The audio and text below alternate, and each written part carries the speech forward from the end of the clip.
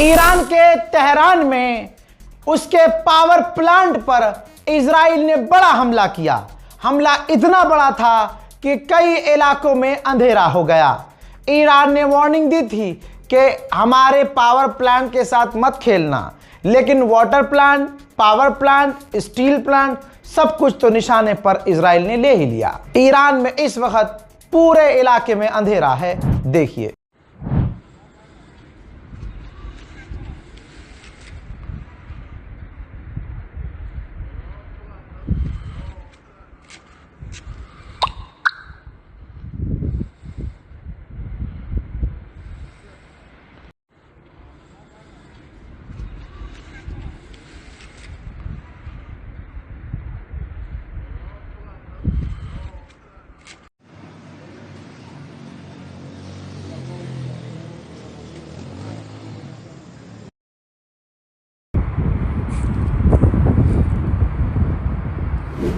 तीन दिन पहले नेतन्याहू ने अपनी फौज से कहा था कि ईरान पर हमले बढ़ा दो, क्योंकि कभी भी ट्रंप डील कर सकते हैं।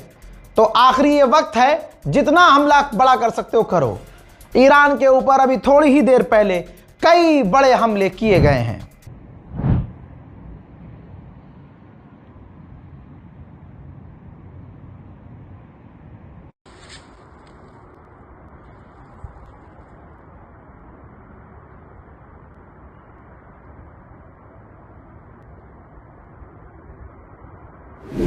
उधर लीजिए, बयान भी आ गया है पाकिस्तान के विदेश मंत्री का। उन्होंने कह दिया है कि दोनों राजी हैं बातचीत के लिए, यानी ईरान और अमेरिका राजी हैं बातचीत के लिए और बहुत जल्द दोनों के बीच बात हो सकती है। यह सब कुछ मुझे धोखा ही लग रहा है, क्योंकि देखिए, एक रिपोर्ट हमारे पास आई है जिसमें अमेरिकी ऑफिशियल कह रहे हैं कि ऐसे ही कुछ दिन चलता रहा तो बहुत सारी फौज अमेरिका की पहुंच जाएगी मिडिल ईस्ट में, और उसके बाद मिडिल ईस्ट में अमेरिका की इतनी भारी फौज होगी कि ईरान पर ग्राउंड ऑपरेशन किया जा सकेगा। उधर इराक ने जमीनी रास्ते से ईरान में ह्यूमैनिटेरियन मदद भेजी है। कई ट्रक भरकर वहां मदद के लिए गए हैं। जमीनी रास्ते से खाना, पानी, दवाइयां, अनाज, तमाम चीजें इराक ने ईरान को भेजी है। मेरे पास अपडेट ये भी आया है कि ईरान रशिया और चाइना से कह रहा है कि आप भी बातचीत में शामिल होइएगा, क्योंकि हमें इन पर भरोसा नहीं है।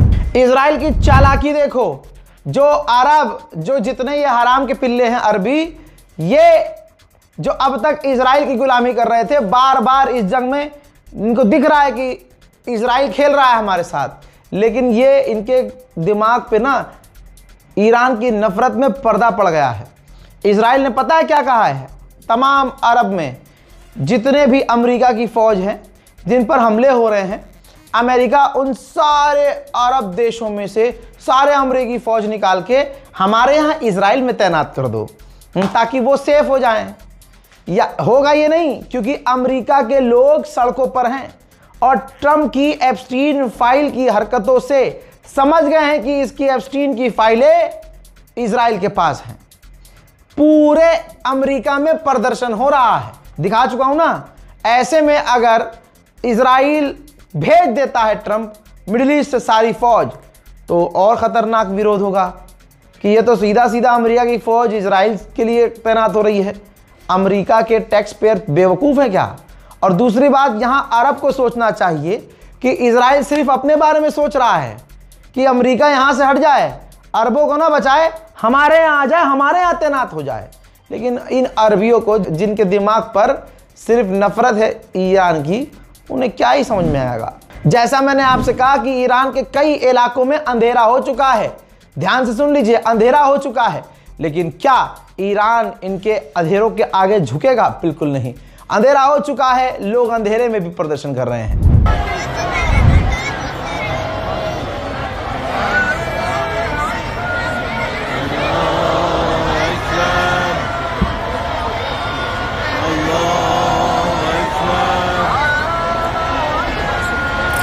भले ही अंधेरा हो चुका है, लेकिन ईरान ने हमले जारी रखे हैं। ईरान ने यह खुद वीडियो जारी किया है जिसमें वो अपनी बैलिस्टिक मिसाइल और कई तरह की मिसाइल दुश्मन पर, इजराइल पर लॉन्च करता हुआ नजर आ रहा है। हजरात, चीजें बिगड़ रही हैं, समझ में हमें भी नहीं आ रहा है कि बातचीत होगी भी या नहीं होगी, क्योंकि इधर तो फुल पावर में लड़ाई हो रही है। समझ में नहीं आ रहा है कि यहां बातचीत होगी या सिर्फ एक्टिंग हो रही है। ये तो वक्त बताएगा। मेरे दोस्तों, इजराइल एक शैतानी फितरत है। इजराइल की जो नस्ल है वो गंदी है भाई। ये जो अब जो चल रही है ये सब गंदे हैं। इनकी सोच हैवान वाली है। ये सिर्फ मुसलमान के खिलाफ नहीं है। अभी देखिए, कैथोलिक चर्च के पादरी को ही भाई गिरजाघर में जाने से फिलिस्तीन में मना कर दिया, इजराइल ने रोक दिया।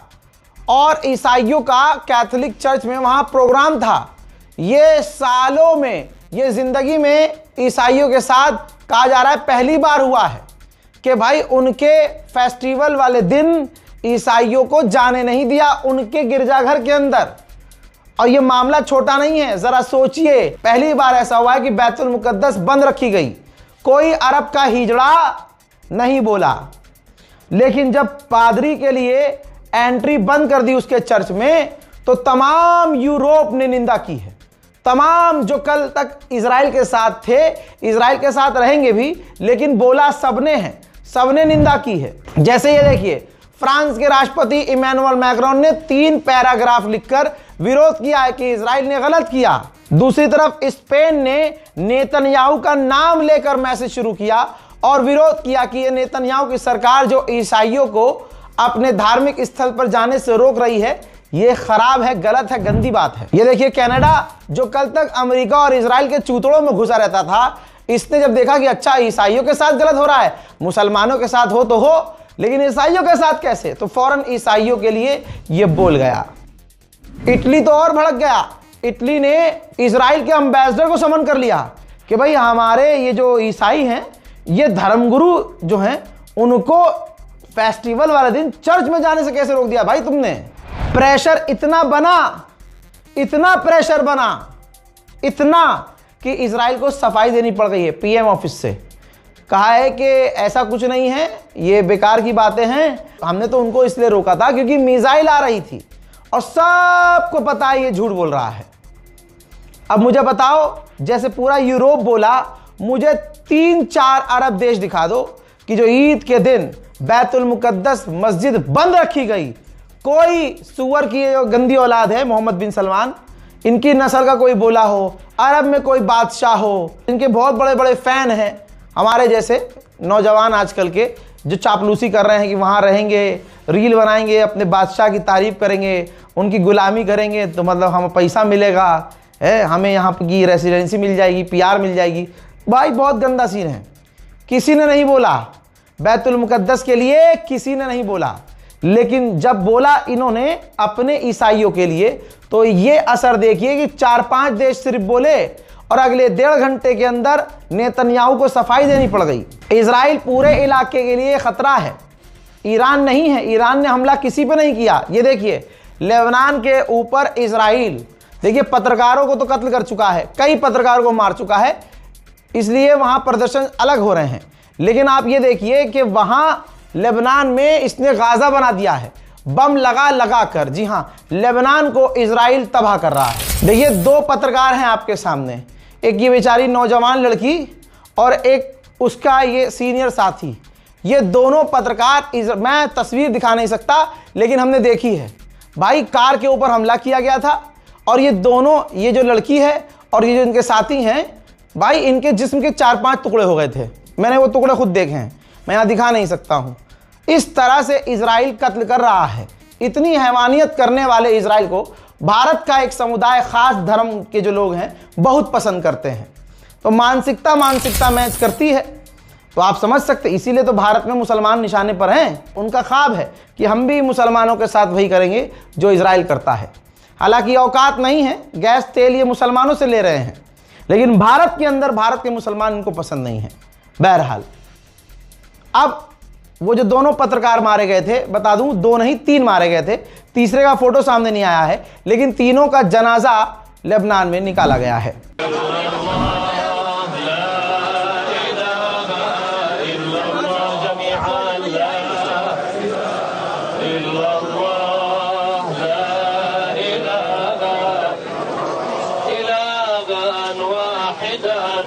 له مسلمون لا إله لا إله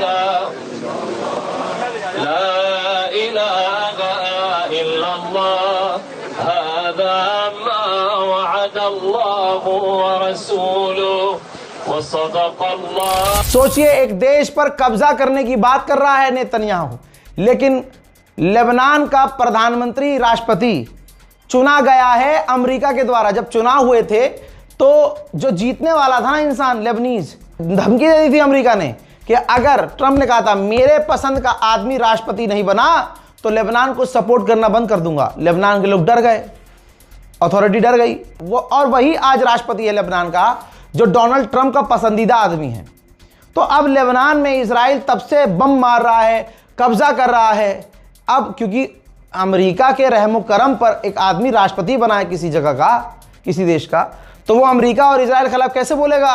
तो हालात ये है कि नेतन्याहू सामने आया, पूरी दुनिया के सामने आकर ऐलान किया कि हमने अपनी फौज को हुक्म दिया है कि लिथानी, जो लेबनान की रिवर है, लिथानी रिवर तक कब्जा कर लो, कब्जा कर लो। दूसरे देश में घुसकर लिथानी रिवर तक कब्जे की बातें कर रहा है, लेकिन दुनिया खामोश है। लेबनान के अंदर इसी नेतन्याहू के हमले में, नेतन्याहू ने जो हमला करवाया भाई, 9 से 10 पैरामेडिक्स मारे गए हैं, दुनिया खामोश है। यही तो बदला ले रहा है ईरान। बताओ, है कोई सुन्नी देश जो शिया सुन्नी कर रहे हैं? सुन्नी समुदाय का नाम लेके कह रहा है कि ये तो शिया हैं, ये तो शिया हैं, हम खटमलों का साथ क्यों दें? अबे खटमल तुमसे ज्यादा अच्छे हैं, फिर खटमल अपनों को नुकसान नहीं पहुंचा रहे हैं। पता करो असली खटमल है कौन। पजामे से बाहर मत आओ, औकात में रहो। मोदी सरकार है, पिछवाड़े में हाथ डाल के मुंह से बाहर आ जाएगा। अगर किसी दिन मेरे ऐसा का दिमाग घूम गया, एक कंप्लेंट होगी। जितनी रील बनानी है, जितनी वीडियो बनानी है, बना लो। जिस दिन दिमाग घूम गया, ये जो शिया सुन्नी कर रहे हैं भारत में, बहुत सारे मुल्लों का भी डेटा आया है, बहुत सारे ऐसे क्रिएटर्स का भी आया है जो अहले बैत के लिए अपने सीने में नफरत रखते हैं, ठीक, और उनको नफरत सिर्फ और सिर्फ ये है कि ये शिया है। और आज देख ले, शिया ही लड़ रहा है। फिलिस्तीन की लड़ाई कौन लड़ रहा है? ईरान लड़ रहा है। जन्नतुल बकी की लड़ाई कौन लड़ रहा है? ईरान लड़ रहा है। बैतुल मुकद्दस की लड़ाई कौन लड़ रहा है? ईरान लड़ रहा है। मजलूमों की लड़ाई कौन लड़ रहा है? ईरान लड़ रहा है। गाजा की लड़ाई कौन लड़ रहा है? ईरान लड़ रहा है। लेबनान के अलावा सीरिया में भी ईरान आतंकवाद के खिलाफ, अमेरिका इजराइल के खिलाफ लड़ रहा है। लेकिन उसके बावजूद अगर तुम्हें लगता है कि तुम्हारा कोई बहुत पसंदीदा है, वो आला है, तो उस आला को भेजो। एक तुम्हारा बाप मोहम्मद बिन सलमान फिलिस्तीन के समर्थन में, गज्जा के समर्थन में एक लाइन नहीं बोल पा रहा आज, क्योंकि पिछवाड़े में इसे हाथ डाल के अमेरिका इजराइल अंदर के अंजर पंजर बाहर निकाल देंगे।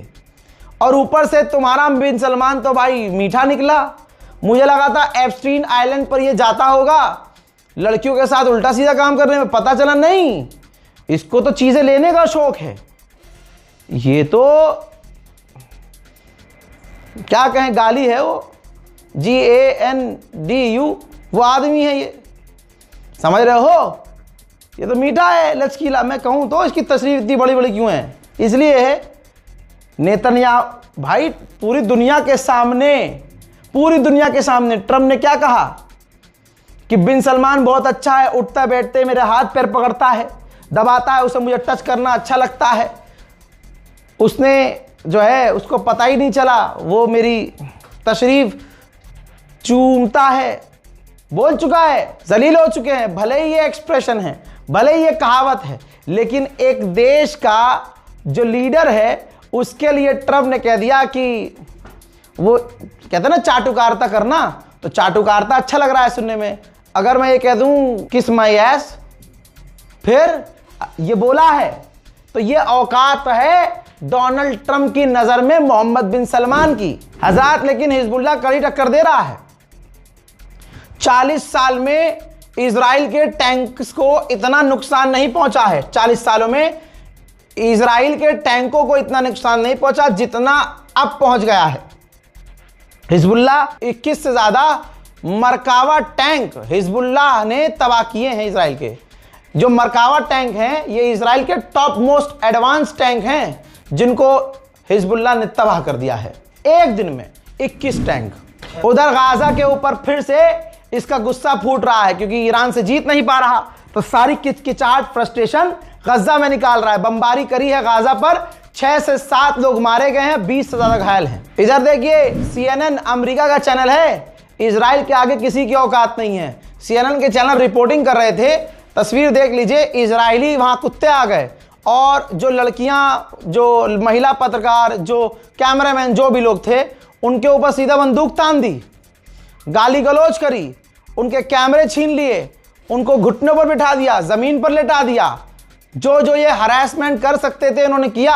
ये किसके साथ किया? दुनिया के सबसे बड़े चैनल CNN के पत्रकारों के साथ किया, जो वेस्ट बैंक में गए थे रिपोर्टिंग करने के लिए। जैसे तैसे जिंदा आ गए, ये बहुत बड़ी बात है। दूसरे चैनल के पत्रकार होते तो कत्ल कर दिए जाते। आइए अब सीरिया ले चलूं। सीरिया के माउंट हेरमोन पर इजराइल ने कब्जा कर लिया है।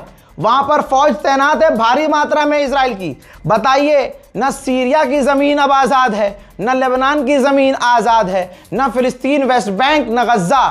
पूरे इलाके पर कब्जा कौन कर रहा है? इजराइल। लेकिन यही हराम के पिल्ले कहते हैं कि नहीं, ईरान इलाके के लिए खतरा है।